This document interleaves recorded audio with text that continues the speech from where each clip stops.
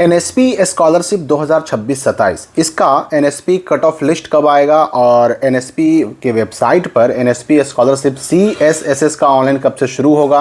क्योंकि एक चीज़ तो आप सभी जानते हैं कि बिहार बोर्ड से अगर इंटर या 12 की अगर हम बात करें, 12 पास करने पर जो लड़कियां हैं उनको तो भाई 25,000 रुपये मिल ही जाता है। फर्स्ट हैं अगर और SC/ST की लड़कियां हैं तो 15,000 अलग से मिल जाता है। सेकंड आने पर SC/ST को 10,000 अलग से मिल जाता है। जो माइनॉरिटी गर्ल्स होती हैं फर्स्ट आने पर उनको 15,000 अलग से मिल जाता है और 25,000 तो सबको मिलता ही मिलता है। लड़कियों को तो बहुत कुछ मिल जाता है। लड़कों के लिए अगर एकमात्र कोई स्कीम है तो वो है NSP CSSS यानी central sector scheme of scholarship for college and university student, जिसको हम लोग CSSS भी कहते हैं। NSP के वेबसाइट पर इसका ऑनलाइन होता है, लेकिन इसके लिए जारी होता है NSP कट ऑफ लिस्ट। और कट ऑफ लिस्ट जारी कौन करता है तो ये अलग अलग बोर्ड वाले जारी करते हैं। अगर आप बिहार बोर्ड से हैं तो बिहार बोर्ड जारी करेगा आपका। अगर आप किसी अन्य राज्य के बोर्ड से हैं और 12 पास किए हैं तो वो राज्य का बोर्ड आपका जारी करेगा। कट ऑफ लिस्ट में नाम होना ज़रूरी है, तब जाकर के ये जो CSSS है उसका लाभ मिलता है, NSP के स्कॉलरशिप का लाभ मिलता है।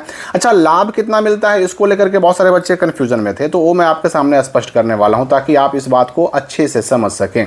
देखिए यहाँ पे कहा गया कि एलिजिबिलिटी क्या है कि students who are above 80 percentile of successful candidates in the relevant stream from the respective board of examination in class 12 of 10+2 pattern और इक्विवेलेंट, यानी 80 परसेंटाइल का लिस्ट जारी करेगा कौन तो आपका बोर्ड। आप अगर बिहार बोर्ड से हैं तो बिहार बोर्ड जारी करेगा, अदर बोर्ड से हैं तो आपका वो बोर्ड जारी करेगा।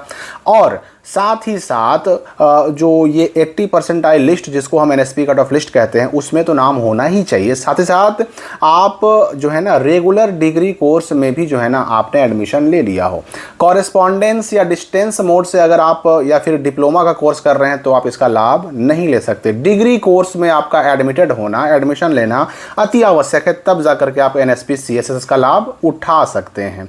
और यही नहीं, आप जिस कॉलेज या इंस्टीट्यूट में एडमिशन लेते हैं वह AICTE से भी जो है ना रिकॉग्नाइज्ड होना चाहिए, उसका नाम NSP के वेबसाइट पे होना चाहिए, तब जाकर के आपको ये फ़ायदा मिलेगा, इस स्कॉलरशिप का लाभ मिलेगा। आय प्रमाण पत्र 4.5 लाख के नीचे का बना होना चाहिए। उनके गार्जियन, उनके पेरेंट का जो आय प्रमाण पत्र है 4.5 लाख से ऊपर का बना हुआ नहीं होना चाहिए। जैसे कि 5 लाख का बना हुआ नहीं होना चाहिए या फिर 4.75 पौने 5 लाख का भी बना हुआ नहीं होना चाहिए। 4.5 लाख तक का आय बना हुआ है या उससे नीचे 2 लाख, 2.5 लाख, 3 लाख का बना हुआ है, कोई दिक्कत नहीं, काम हो जाएगा, आपका पैसा आ जाएगा। अच्छा, ये जो यहाँ पर बात करें अगर हम कि इस स्कॉलरशिप का जो स्कीम मैं बता रहा हूँ उसमें पैसा कितना मिलता है वो यहाँ पर स्पष्ट आप समझ लीजिए, क्योंकि पैसे को लेकर कन्फ्यूज़न बना रहता है। यहाँ पर देखिए, the rate of scholarship is 12,000 per annum at graduation level for first 3 years of college and university courses, यानी ग्रेजुएशन के फर्स्ट और सेकंड और थर्ड पहले 3 साल में आपको 12,000 प्रति वर्ष मिलेगा। यानी कि ग्रेजुएशन में हो गए कितने तो 36,000 रुपये हो गए। उसके बाद कहता है एंड रेस 20,000 per annum at post graduation level, यानी जब आप ग्रेजुएशन कंप्लीट कर लेंगे और पोस्ट ग्रेजुएशन यानी PG में एडमिशन ले लेंगे, MA MSc MCOM या मास्टर डिग्री कोई भी हो उसमें एडमिशन लेंगे तो फर्स्ट और सेकंड ईयर आपको दोनों साल 20-20 हज़ार रुपये मिलेंगे। तो यानी ये भी हो गया कितना तो 40,000 रुपये। तो 40,000 और 36,000 कितना हो गया तो ये हो गया टोटल 76,000 रुपये स्कॉलरशिप का लाभ मिलेगा। और यहाँ पे कहा गया कि अगर कोई प्रोफेशनल कोर्स करते हैं, डिग्री कोर्स तो है लेकिन प्रोफेशनल कोर्स है और उस कोर्स का ड्यूरेशन जो है 5 साल या उससे ज़्यादा है, तो आपको फर्स्ट 3 साल जो है वो 12,000 मिलेगा और बाकी के साल आपको 20,000 रुपये मिलेंगे। ठीक है ना। यहाँ पर देखिए क्या भी दिया गया है, student pursuing technical courses such as BTech या bachelor of engineering will get scholarship to graduation level only 12,000 per annum for first, second, third year and 20,000 in fourth year. यहाँ पर इस बात को भी समझिए कि अगर BTech वगैरह कर रहे हैं आप तो 3 साल तो आपको मिलेगा 12,000 और चौथे साल मिलेगा 20,000, यानी कि आपको 56,000 रुपये का लाभ मिलेगा। तो ये पैसा को आप समझ गए होंगे। अब रही बात कि ये कट ऑफ लिस्ट आएगा कब, क्योंकि कट ऑफ लिस्ट में नाम होगा तभी आप अप्लाई कर पाएंगे। और ये कट ऑफ लिस्ट हम डाउनलोड कैसे करेंगे NSP का, साथ साथ इसके लिए और जो डॉक्यूमेंट्स वगैरह हैं वो सब क्या क्या लगेंगे, ऑनलाइन अप्लाई लिंक कैसे है, उसके लिए नियम शर्तें क्या हैं। तो कट ऑफ लिस्ट डाउनलोड करने या फिर ऑनलाइन अप्लाई लिंक के लिए हम सिंपली गूगल में सर्च करेंगे बिहार बोर्ड इन्फो लिख करके, और जो हमारे सामने सबसे ऊपर सर्च रिजल्ट आएगा ना यहाँ पे, उसको हमें सिंपली क्लिक करके ओपन कर लेना है। इसमें आपको ऊपर में ही एक पोस्ट नजर आएगा NSP cut off list 2026 NSP NSP scholarship 2026 online apply, documents, last date वगैरह। सिंपली इस पोस्ट को ओपन कर लेना है क्लिक करके।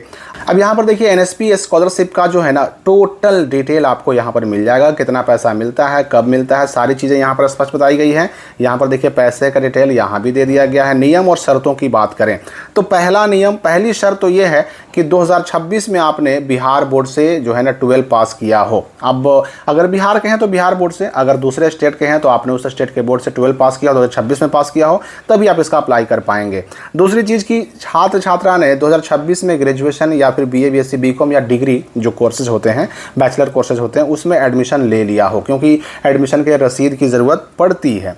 फिर तीसरी शर्त क्या है कि आपका नाम जो है एनएसपी कट ऑफ लिस्ट में होना ज़रूरी है। अब ये कट ऑफ लिस्ट कौन जारी करेगा? तो आप जिस बोर्ड से एग्जाम दिए हैं इंटर का, 12 का, वही बोर्ड आपका जारी करेगा। बिहार बोर्ड का स्टूडेंट है तो बिहार बोर्ड इसका जारी करेगा एनएसपी का कट ऑफ लिस्ट, उसमें आपका नाम होना चाहिए। चौथी शर्त क्या है इसके लिए कि आपका आधार बैंक अकाउंट से सीडेड होना चाहिए। ये चारों शर्तें अगर आप पूरा करते हैं तभी आप इस एनएसपी सीएसएसएस के लिए अप्लाई कर सकते हैं। अब रही बात कि 2026 के लिए जो ये कट ऑफ लिस्ट है एनएसपी का, ये कट ऑफ लिस्ट आएगा कब? तो देखिए पिछले साल कट ऑफ लिस्ट जो है ना 18 जून को आया था। जी हाँ, पिछले साल 18 जून को एनएसपी कट ऑफ लिस्ट जो है बिहार बोर्ड ने जारी किया था, और जबकि इसके लिए एनएसपी के वेबसाइट पर अप्लाई जो है 2 जून से ही शुरू हो गया था। अगर 2026 की बात करें तो अभी तक लिस्ट जारी तो नहीं हुआ है, लेकिन संभावना है कि आगामी आने वाले 10 दिनों के अंदर अंदर ये एनएसपी का cut off list Bihar board जारी कर देगा। यानी जुलाई 2026 के प्रथम सप्ताह में एनएसपी का कट ऑफ लिस्ट जारी हो सकता है। ये भी ध्यान रखें कि जो तीनों संकाय होते हैं ना इंटर में, आर्ट्स, साइंस, कॉमर्स, तीनों में जो है ना अलग अलग लिस्ट कट ऑफ लिस्ट जारी होता है। यानी साइंस का अलग, कॉमर्स का अलग और आर्ट्स का अलग, और तीनों में कट ऑफ मार्क्स भी अलग अलग होता है। मतलब हो सकता है कि आर्ट्स में कम ही नंबर पे उठा ले, हो सकता है कि साइंस में ज़्यादा नंबर पे उठाए। ये अलग अलग साल में अलग अलग देखने को मिलता है। यहाँ पर सवाल आपके मन में उठ सकता है कि आखिर कितने मार्क्स तक छात्रों का नाम रहेगा कट ऑफ लिस्ट में भाई?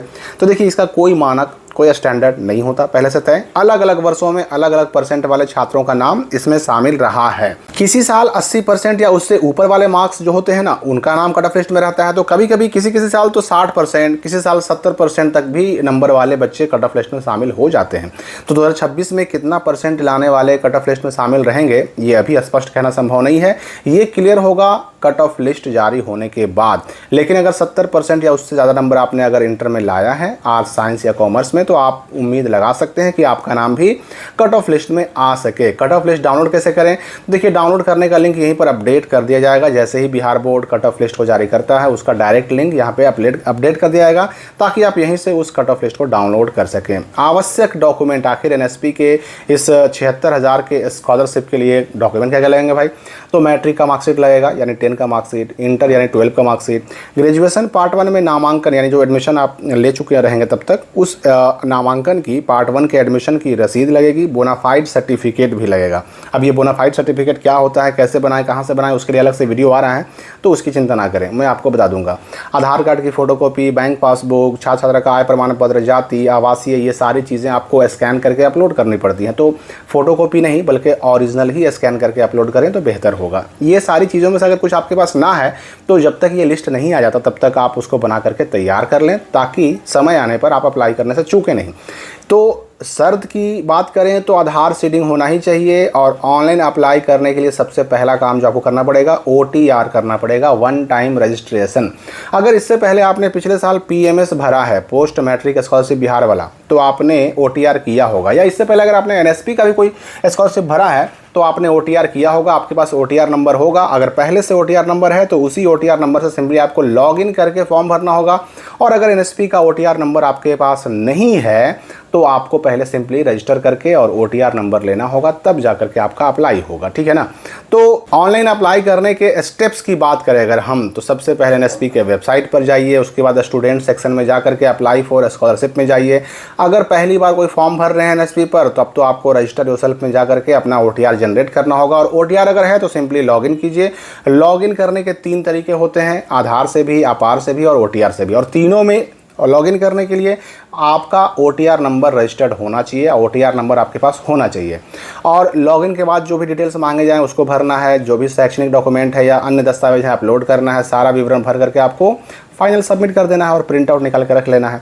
यहाँ पर सारे लिंक्स भी दिए गए हैं। इस वेबसाइट से अप्लाई करना है, कहाँ से OTR नंबर लेना है, कहाँ से लॉगिन करना है, डिटेल गाइडलाइन आप यहाँ भी डाउनलोड करके पढ़ सकते हैं। मैं आपको बता दूं कि पिछले साल NSP का जो स्कॉलरशिप का ऑनलाइन शुरू हुआ था उसका लास्ट डेट 31 अक्टूबर तक रहा था। इस बार भी 31 अक्टूबर, या चूंकि इस साल लेट हो रहा है तो ये डेट आगे भी रहने की संभावना है। तो जैसे ही ये कट ऑफ लिस्ट जारी होगा मैं आपको फिर से एक बार अप्लाई करके भी बताऊंगा। अभी के लिए इस वीडियो में फिलहाल इतना ही। हम मिलेंगे अगली वीडियो में नए अपडेट के साथ।